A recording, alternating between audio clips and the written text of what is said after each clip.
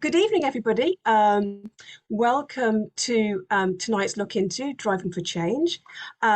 This is a long-running strand hosted by Look, where we interview vision-impaired people about their careers and passions and any other amazing things they do. During each interview, we chat to a different guest about their life, experiences, and careers, and there'll be opportunities to ask questions at the end as well. We've got the chat function. You can raise a hand or you can pop it in the chat. And we're going to take questions at the end. But you might want to pop them in if you remember them as we go, in case you forget them. So I'd just like to introduce the team. We've got Charlotte from Look, who's behind the scenes, helping with the Zoom stuff. Do you want to say hi, Charlotte? Hi everyone. Yeah, I'm just behind the scenes, clicking away. if you... Oh, and so we were expecting Warren to be hosting, and we were really sorry that he had to pull out, unfortunately, at the very last minute. So I'm hosting now, and my name's Claire, and I am the Look Events and Resources Coordinator. I am also the parent of a vision impaired child who's 13. And I've also been involved in a number of campaigns, including my local borough of Hackney, where we successfully campaigned to get our local authority to drop proposed changes to reduce the funding for EHCPs. And I was also part of a campaign team with the RNIB called Our Futures Matter, which campaigned for better support for vision impaired children at school. So without further ado, we're here tonight to welcome our very special guest, Kirtsy James, Campaigns Officer at RNIB Cymru. Welcome, Kirsty. Great to have you. Thank you. So I'm just going to briefly outline how we're going to run this tonight. So, Kirsty, I'm going to briefly find out about your journey in terms of how you got to where you are now, starting from where you're from originally, a bit about your visual impairment, if you don't mind saying a little bit about it, what tech you use, and your schooling, if it was mainstream or specialist, as we know that education is something that we all have such very different experiences of, and it's really interesting to hear each other's. And then we'll move on about campaigning specifically. And then about halfway through, we're going to pause for a short 4-minute break to hear from one of our mentors, Abby James Miller, who's recorded a special film for us tonight about being a disabilities advocate and campaigner and how she weaves this into different areas of her work. But first of all, back to Kirsty. Kirsty, where did you grow up, just to begin with, and if you can fill us in a little bit there. Hello everybody, thank you for having me. I'm from a small town called Caerphilly, which is in South Wales. So I grew up there and I lived there till I was 16, where I then went on to RNC in Hereford to college. And then went to Brighton for university, went back to Hereford for a few years, and then I moved back. I'm now back in Caerphilly, my hometown. So the technology that I use, is JAWS. So I used to use Zoom text, or back in the day, like Supernova. And I used to find it quite tiring, but I was adamant that I wouldn't want to learn to use other technologies, and just frustrated really.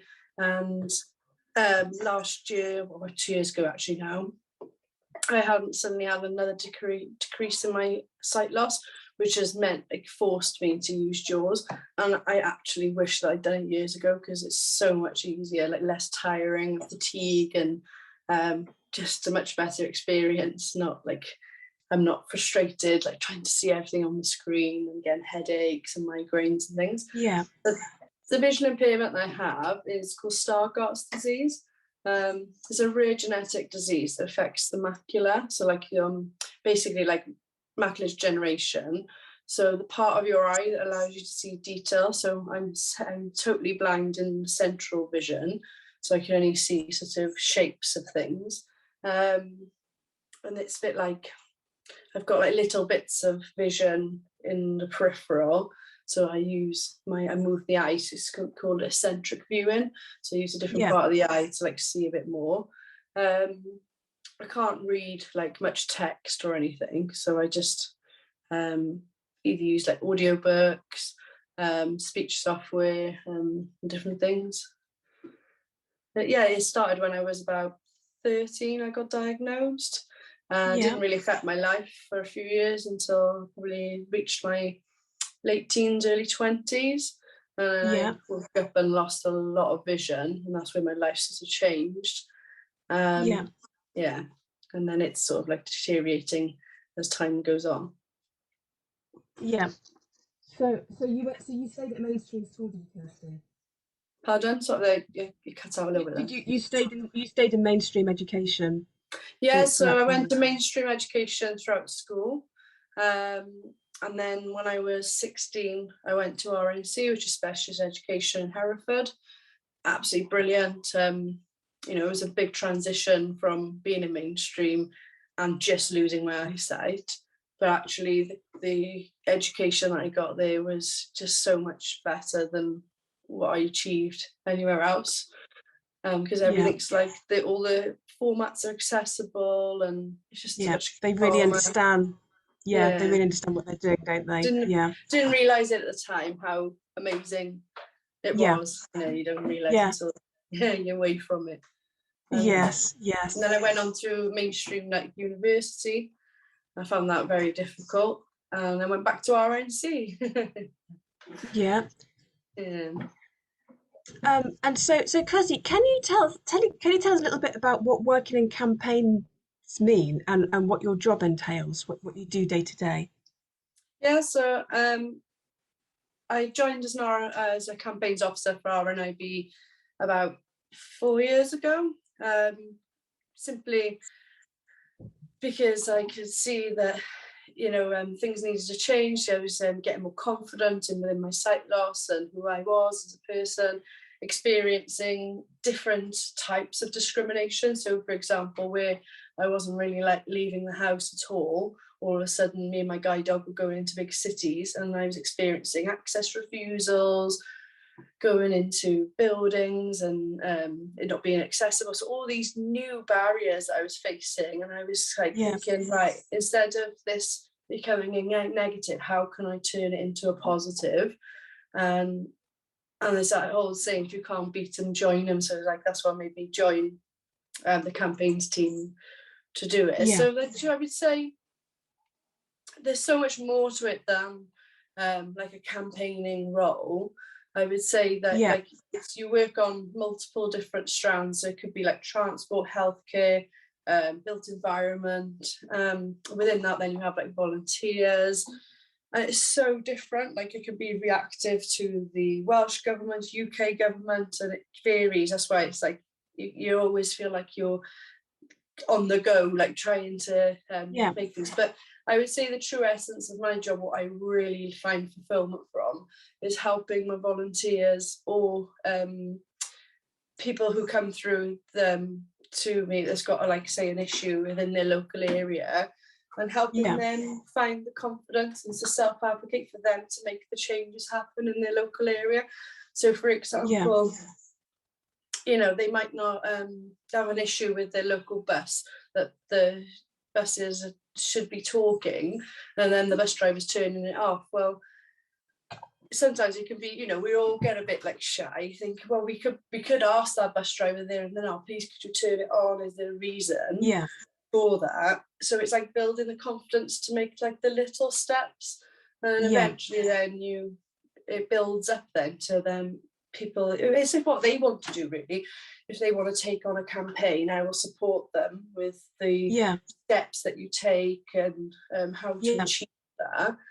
But how I got into it was I joined RNIB 6 years ago, it must be now, on a Future Insight project. And that was basically by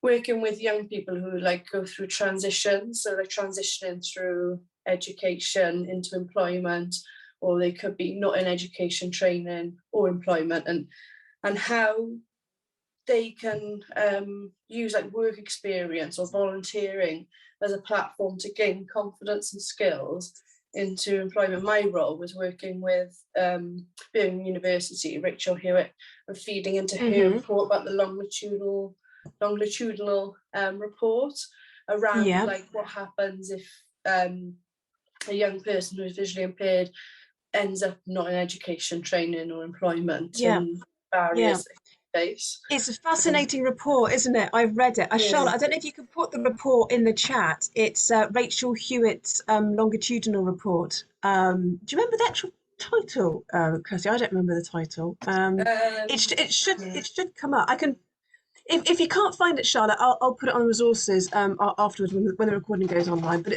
I'll have a look.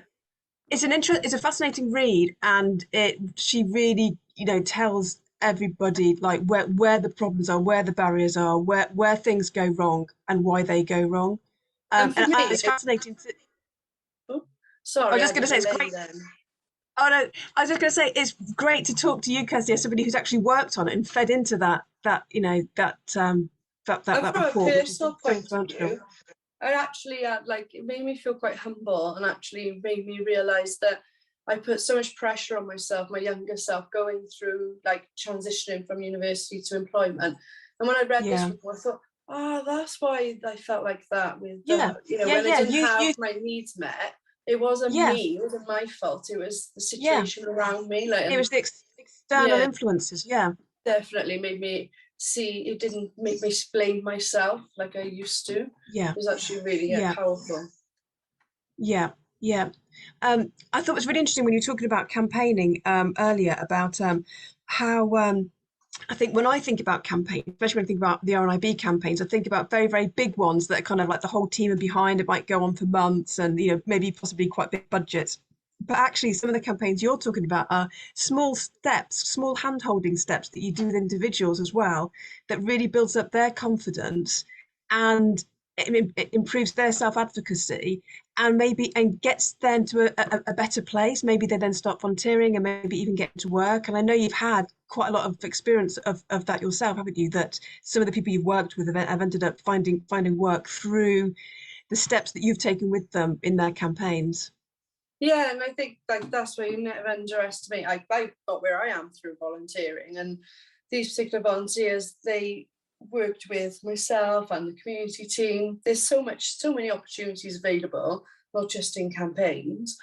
And these particular people, were looking for employment, and by taking on the different campaigns, learning the skills and confidence building, gave them the skills then to go, do you know what, I can do this. And one person is now actually on the same team as me, and it's amazing. The more BI people that get into these roles and get into even to the sector, or just in jobs, not necessarily like working in the VI world, you're going to make those changes happen, because you can show people there's nothing, we're not the barrier, like it's different ways to adapt it. We're brilliant problem solvers. No, completely. And of course, and if you're influencing from the inside, then you have the ideas, you can get the skills, you know what the problems are, you can make so much, you can just go so much further, can't you, if you're actually influencing from within. Kirsty, is there a particularly satisfying campaign win that you've achieved that you'd like to share with us, and how did it start and what steps did you take to see it through? I'd say for me it was around like the transport. So transport's such a big campaign, but I'm going to particularly talk about trains. So like the train operators within Wales, we've got an operator called Transport for Wales, and they took over Arriva Trains Wales a few years ago. So when they won the bid, we were like, come on now, let's and it's a big 15-year plan to completely change the landscape of rail in Wales. They're going to be changing train stations, metro systems, all sorts of things happening. So we were like, let's be involved in this from the start. Like, I contacted their customer engagement team to say, like, let's do things differently. Let's engage from the beginning. So myself and another organisation like Guide Dogs and other disability groups, we were really like saying, come on, let's do this. So eventually then a panel was set up, an accessibility and inclusion panel, which I'm still a member of. And each month we meet and we say, like, what changes can make. So I've attended so many workshops on like designs of trains, using like the designing of a toilet or signs. So for instance, an example like where I found pride, like personally for campaigning, not like just because it's my job, is that we advised on like the stickers that should be used on Transport for Wales trains. So as on the doors now, you see like a big symbol of a guide dog, somebody using a cane, like a wheelchair, different things. And you know, that's not on any other trains. No, it's not. We were saying like, because I would get, because I'm a guide dog owner myself, like, I'm getting on busy trains, like getting on the tube, like a Valley Line is, it's so many people. And the dog was always getting stood on, and I was just sharing this, like campaigning, putting loads of complaints in and things. So then when you go to all these meetings, you think, oh yeah, nothing's going to happen, you should say, but to actually see it happen in real life. So the new trains got launched during one of the lockdowns, so I didn't actually go on a train, but until I'd say last September. So then when I got to the train station, I seen this change. I actually felt emotional. Like I was like, oh, I was going to say it sounds like quite moving. Yeah. And then you get on the train and all the priority seating bit is done. You know, or like in the train stations, they've listened to like where all the signage is. For example, like accessible help points. You know, I don't use assistance all the time because I use the same trains. I don't require it, but sometimes if the levels are changed, I might get a bit disorientated to where I am on the station, so I use the access points.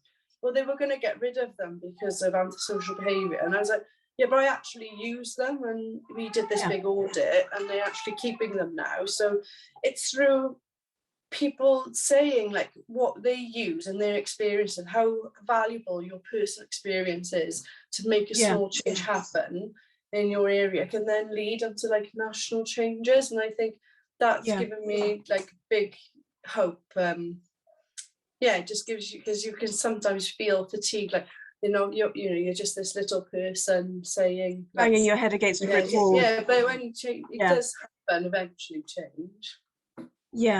So they listened, and they obviously wanted to put these changes in place, and you got to them quite early, and you were on a panel that meant you could actually talk about stuff and bash it out, and then they delivered, and these are all great tools, and it worked. And now the government like the Welsh government are part of this panel, and when they've now got issues coming up around buses, active travel, they're asking for advice from this panel. It's a really powerful thing. Wow. So if people do see like anything advertised that you can join like local groups, the power of that is really invaluable, like because that's where you're going to get changes happening, because it's your personal experience, how it's affecting your life, and how and it makes it so much more powerful if you bring your stories. These people on the panel and you've got them in different rail groups as well. They're not from organisations, they're individuals who want change to happen in their local area. Or for example, like in your local authority, an access group, there are organisations that go to represent disability groups, but a lot of the time it's just people, everyday people wanting change in their local area. Brilliant. Great. So there are obviously, there's loads of ways that we can all get involved with campaigning, and it doesn't always have to be large scale. As you said, it could be something local in your area, and we're just going to pause for a moment, because I'm just going to share a short film with you now. If you can prepare that, Charlotte. This is a film that that I made with Abby James Miller, who was one of our mentors. And it's all about, and Abby's going to talk about her insights on campaigning and being a disabilities advocate. There are obviously lots of different pathways into campaigning, and Abby sheds some light on the pathway that she chooses to walk. If you can share that now, that'd be great, Charlotte. Hey, my name's Abby. I am a junior researcher. I also work both informally and formally in the world of campaigns, championing for better representation of disability in the world of fashion, media, beauty, and advertising as a whole.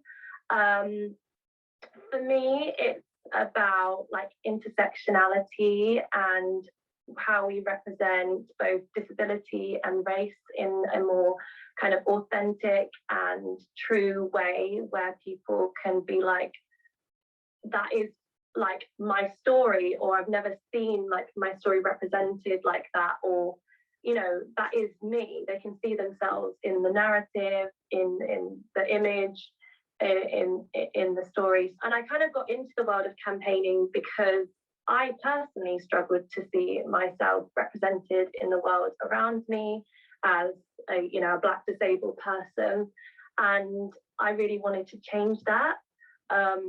So it was a real personal journey of kind of struggling with my own identity because of the lack of representation, and struggling to kind of see what my options were in terms of, you know, working and kind of and stuff like that. And I was like, where am I?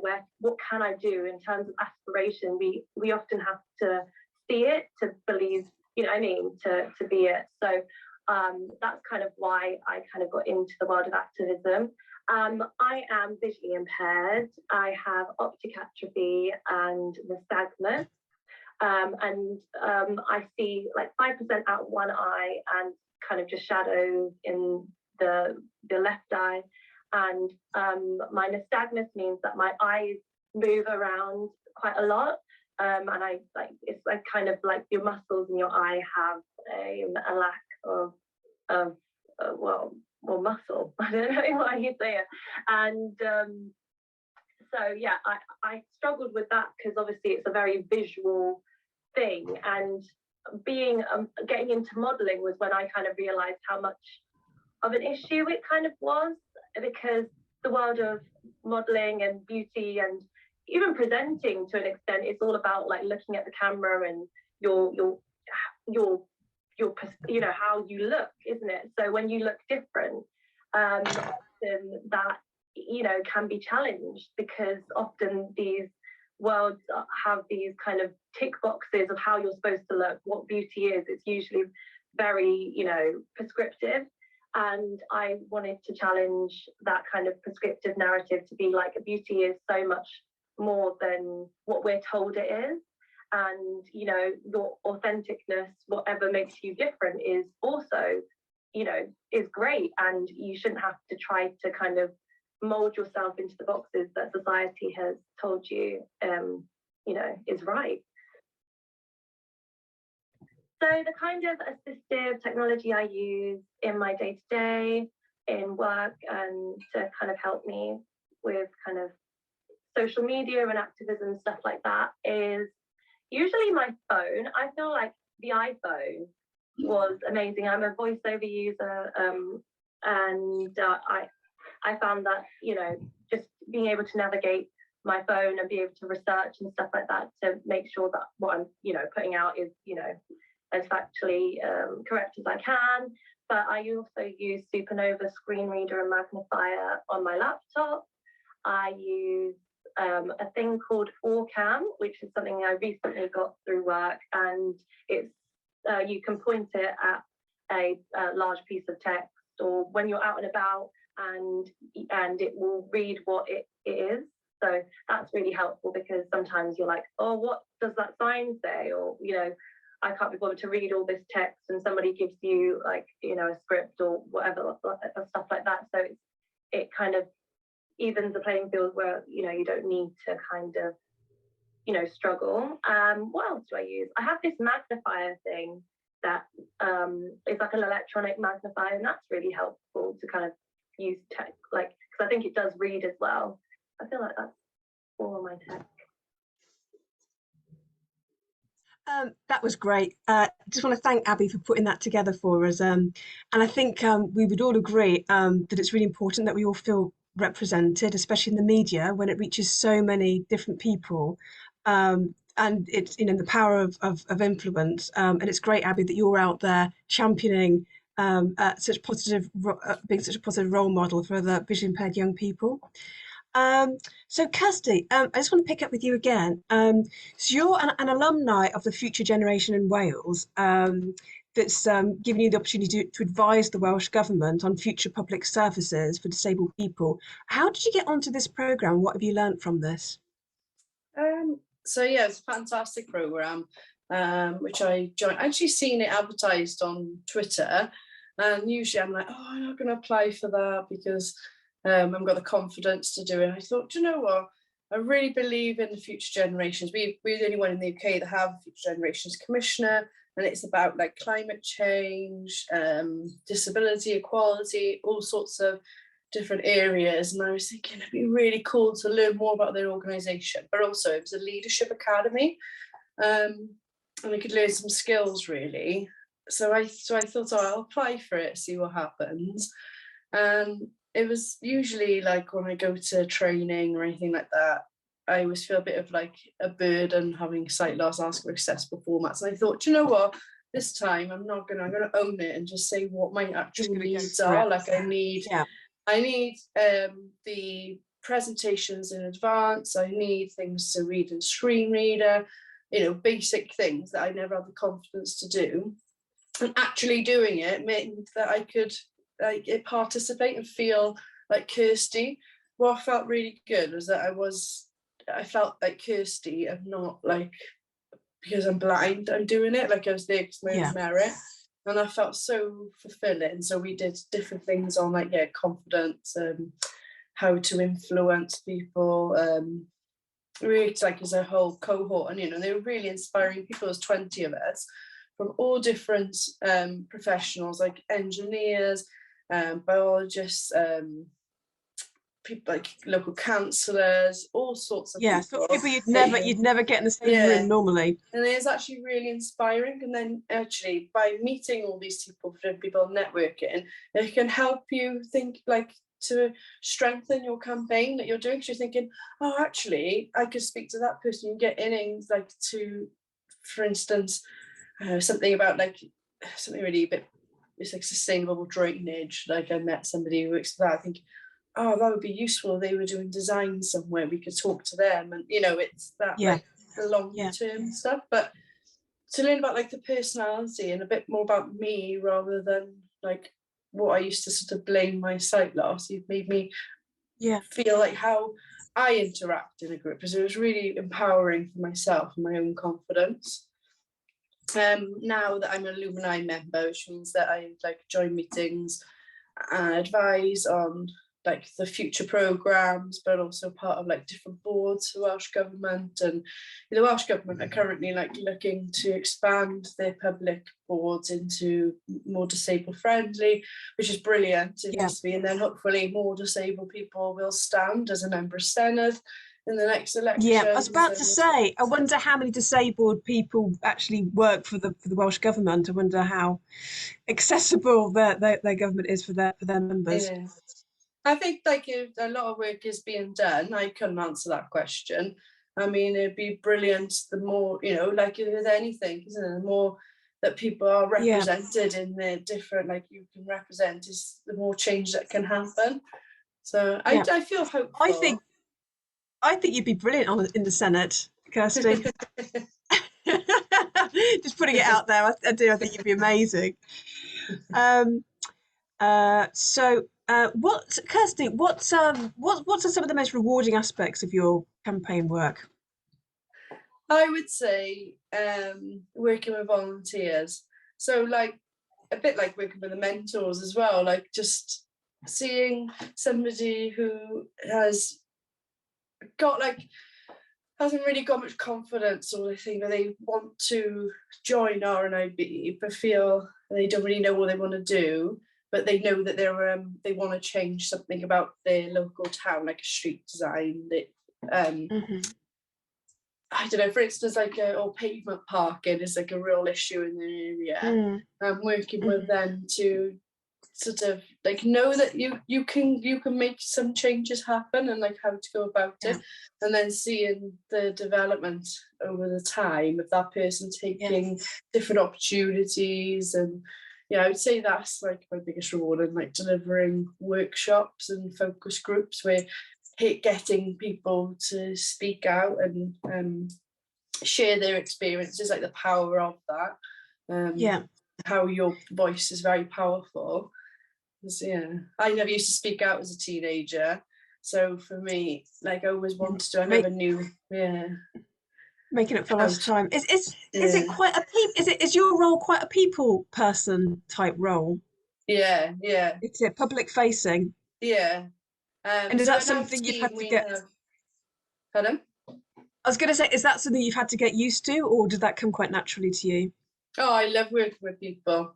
Yeah, but I suppose no, I was naturally, like, I would say that's something I've got to get used to since having sight loss. So I was naturally quite a quiet person. And then having sight loss, there's probably lots of you can relate to this, that you think you have to find your inner voice to speak out. And I think that's given me confidence. And I would say, like, volunteering for Look, and I volunteer for another charity called Esme's Umbrella, and all those different things have given me the confidence to speak and meeting other people.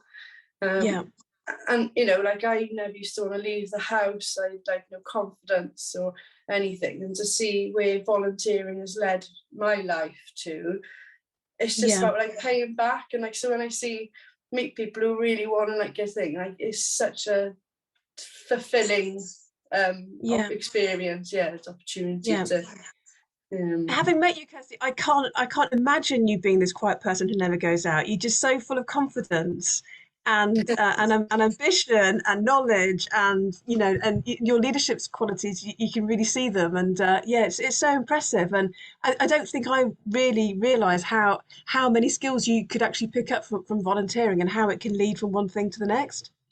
I think, like, it's taken time, and I think like sight loss is a journey, and I think especially like when you having to experience sight, you know, you lose your sight, you're having to deal with being a teenager and like acceptance of that. I think it's a massive journey, and I think, look, by using like services like, so, you know, having counselling, mentoring myself has really helped me understand, like, that, you know, lots of us are going through things, you know, just taking ownership of, I think it's a long process, but it didn't have to be that long. I should have, like, accepted help sooner. So, Kirsty, what kind of barriers have you come up against in the work that you do, and how did you solve them?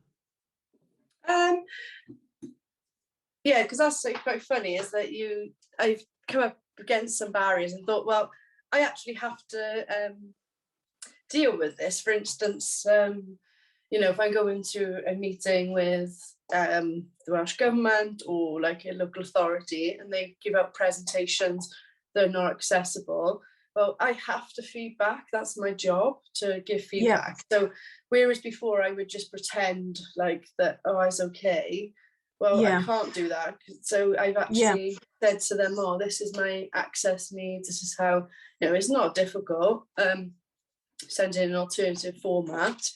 So that I think most of the time, I mean, people do want to help, don't they? So often it's that people don't realise, and until it's kind of like mentioned, then they're like, oh, okay, you know, and it's not a big fix, but it's so meaningful for you. And then just like, you know, when I used to first attend like meetings, I'd be like, I haven't got a clue who's in the room, and that would make me really anxious, thinking like, oh, what's like going on? So now I used to say, oh, I'm the one that's anxious here. Okay, let's how can we teach? So go say, when you introduce yourself, just say, oh, can you all just say your name when you're speaking to me? You know, it takes a while, you know, because it does take a while for you. If you have to meet somebody quite a few times to remember their voice and things. So I got just a bit more confident in saying that, like, that's just, introduce yourself. Having a guide dog has definitely helped with like going to different places, because they are a good conversation starter. And do you have the barriers? So I would say, like, just believing in myself that I'm capable of it. It's not because of having a disability has been I've been my own barrier, like going my own way of things, of like my own thoughts, where now it can give me, like, did have imposter syndrome, where like working on myself and, you know, believing in myself now as I realised that no, I have got something to give. Like, and it's just yeah. Yeah, and do most of the how do you travel around with your work, Kirsty? Are there any issues there that you find? So I use Access to Work. So accessing. So it can be like accessing meetings in rural areas. So before COVID, I used to travel around on the train, going to various meetings, and that was funny in itself because when I joined RNIB, I wasn't leaving the house or even getting on the train or the bus. So I got this job. Yeah. I thought, oh my days, I have to actually like get there. And at that time, I couldn't get Yeah, access to I'm gonna have work, to do this now. Yeah, it's just yeah, like flagged this job and they can it's got to do it. So yeah, that was a big, massive like push for, which is brilliant because it got me. I used to like travel and I used to go back to university and things. So yeah, that has been like access issues in rural areas where now like a lot of the stuff is digital. I haven't been to a face-to-face meeting. I use Access to Work, so Access to Work will pay for taxis, or I have a PA driver. So all of those barriers have been eliminated. Okay, yes, the infrastructure should be accessible, but I don't have to do that. But we're not there right now. So for me to be able to work, I use Access to Work services, which is yeah, that's brilliant. So what advice would you pass on to anybody wanting to work in campaigns? That is really rewarding. It's a long game because you don't see like things instantly happening, and you might not see that for many, many years. But you know, the power of little changes and finding what your sort of passion, because you can't be passionate about everything, and you can't change the world for everybody. So it's like finding what your particular passion is and where your voice or what really matters to you, and thinking that your voice can change. You know, look at like the work that Abby's doing. She didn't feel represented with modelling and, you know, going out there and changing. And I could see just from the video like how much confidence she's grown in since I last seen her. So it's like those little things that make you an activist, really. Yeah, absolutely. And is there and there's no kind of like there's no like training that people can actually sign up to. It's mostly about lived experience, would you say? And I mean, there are volunteering would be very helpful too. Volunteering, I would say. So if you were like particularly interested in campaigning for visually impaired people, say you wanted to work for RNIB, you can become a volunteer for the campaign with campaigners, and you can actually like get a lot of different training and learn a lot of skills that way. If you wanted to get into employment sort of that way, or if you already have experience of campaigns, you've got lived experience, just go for it. You've got, you know, just apply for it when you see it, because you can, it's just about making those taking the opportunities when you see it. Not holding back and just getting yourself out there, pushing yourself. And there's so much support, like just even if it wasn't England, like such as like campaigns, like there's so much support out there, like with Access to Work, technology support, you know, all those other barriers that I used to worry about. There's always an answer to it and a solution. That, you know, there's lots of VI people working, speaking, and I found speaking to other people about what they use and their access needs has helped.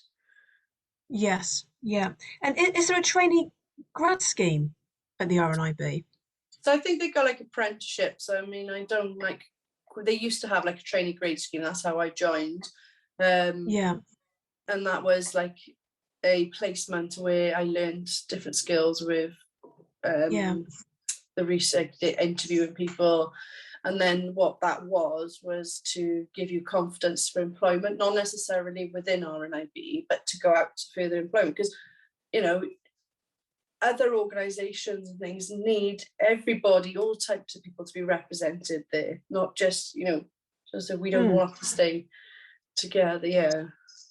But But yeah, I think Yeah. yeah, if you see any of those type of schemes going on, like they're brilliant. I mean, I did one with college when I trained as a complementary therapist. I did a work placement, and that was through the job centre and RNC.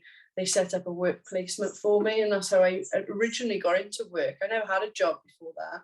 So without using those programs that you see advertised, it really is a stepping stone. It might, so just go for it. Yeah.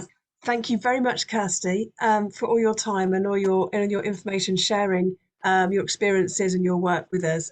It's been brilliant. Thank you very, very much. The event's been recorded and we'll be putting it up on the website in the next couple of weeks or so. I just want to do a quick plug for the next event, which is our music group on the 23rd of June at 6 p.m, where our special guest will be Serene Jahangir, who'll be talking about her process of being a singer-songwriter, life at the Brit School, and what it's like being on Britain's Got Talent. You can sign up on our Look website. And just also mention that Look has got a free peer mentoring service available for visually impaired people aged 11 plus to access support, advice and friendship from a visually impaired mentor. And again, you can check the website out for more details there. So yeah, once again, I just want to thank Kirsty for joining us this evening and Abby James Miller for sharing her film with us today and everyone else who's joined us this evening. Thank you very much.